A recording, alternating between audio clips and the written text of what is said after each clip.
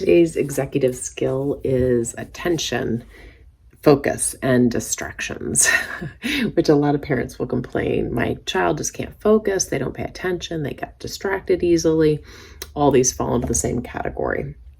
So one important thing is to figure out what the distraction may be. So is it something in their environment that's distracting them? So maybe it's, the notifications on the iPad or the phone or the computer, or it's their younger sibling, or it's maybe there's noise outside, or maybe the TV's on, or maybe where they're doing their work is a really distracting place.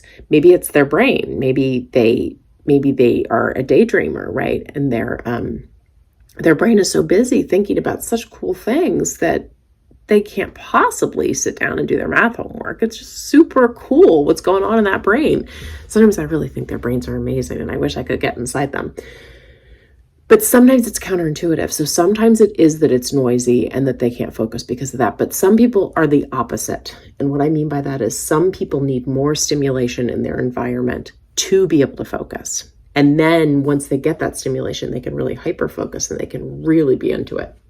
So some people need music, like a podcast. Some people just need like background noise. Some people like a fidget will help, one of these things to play with their hands, keep their hands busy.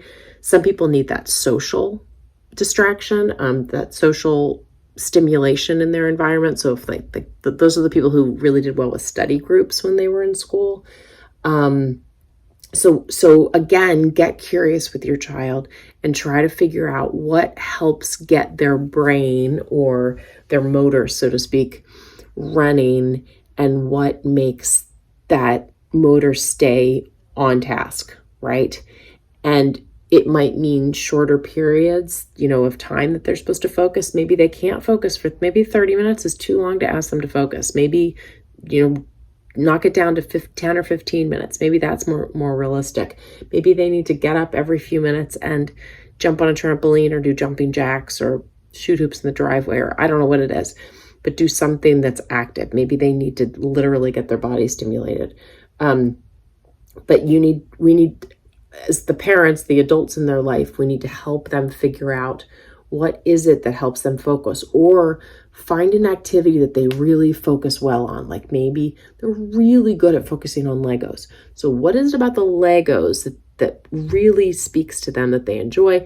And how can you kind of replicate that piece for them with the boring stuff?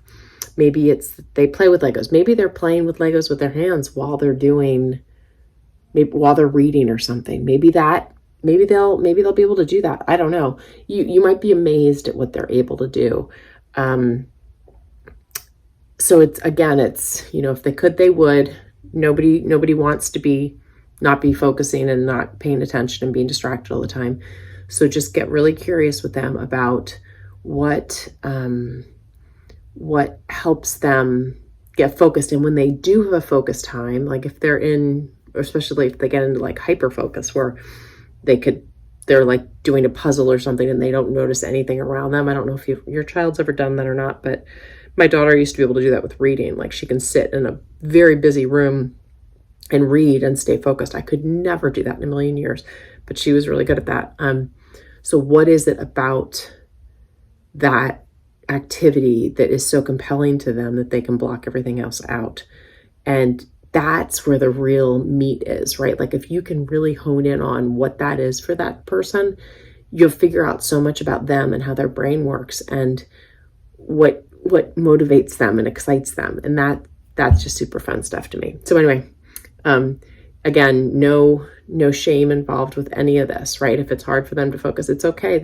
You're one of many people, but let's figure out why and how we can help you when you do need to focus. Okay. All right. Thank you.